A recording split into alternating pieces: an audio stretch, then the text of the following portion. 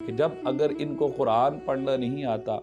تو یہ نوافل کی کثرت کرے، یقیناً ہمارا رب مہربان ہے اور وہ نوافل کرنے والوں کو اپنا محب رکھتا ہے۔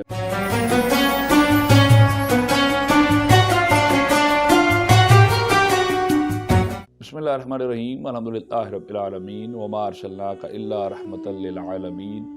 بعد از خدا بزرگ توئی قصہ مختصر۔ ناظرین، پروگرام فکر سکون کے ساتھ آپ سب کے سکون کی فکر لیے میں ہوں آپ کا میزبان اظہر اقبال صابری۔ ناظرین، یقیناً آج ہم اپنی پہلی افطاری کر چکے ہیں اور 2022 کے اس رمضان المبارک کی سعادتیں رحمتیں ہم سب لوٹ رہے ہیں اور بے شمار لوٹ رہے ہیں۔ یقیناً لوگ نماز تراویح بھی ادا کر چکے ہیں اور آج دوسرے پارے کا قرآن بھی ہم سن چکے ہیں،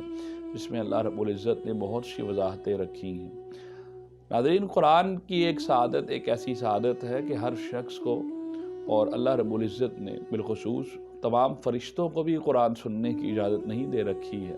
انہیں بھی قرآن سننے کے لیے اللہ رب العزت سے اجازت طلب کرنی پڑتی ہے، پھر وہ قرآن سننے کے لیے آتے ہیں۔ ہمارے لیے ایک بہت سعادت کی بات ہے کہ جو لوگ قرآن جن کو پڑھنا نہیں آتا ہے، یا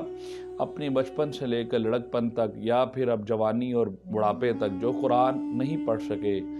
کسی بھی وجوہات کی بنیاد پر، تو اب آج ان کے پاس موقع ہے اپنے رب کے حضور دستک دیتے ہوئے اس کے گھر میں اس بات کے ساتھ داخل ہو جائے، اللہم افتح لی ابواب رحمتک، اے مولا ہم پر اپنی رحمت کے دروازے کھول دے، اور وہ جو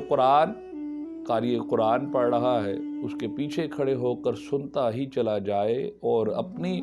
اس التجا کے ساتھ کہ مولا تیرا قرآن سننے کے لیے آیا ہوں ان کانوں کے ذریعے جو تو نے مجھے عطا کیے، اور یقیناً اس پر ایک ایسی کیفیت طاری ہو جائے گی جیسے قرآن کا سننا اور قرآن کا سننا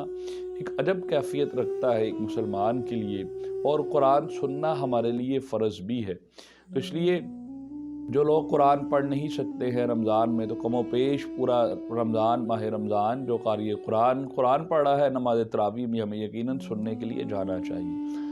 حضور نبی کریم رؤوف الرحیم صلی اللہ علیہ وآلہ وسلم مسجد نبوی شریف میں سے گزر رہے تھے،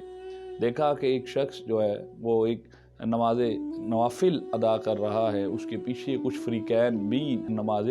نوافل ادا کر رہے ہیں۔ چونکہ زیادہ لوگ رمضان کا مہینہ تھا، قرآن کی تلاوت کر رہے تھے، قرآن شریف کو پڑھنے میں، اللہ کے قرآن کو پیغام کو پڑھنے میں مصروف تھے۔ سرکار دو عالم صلی اللہ علیہ وآلہ وسلم نے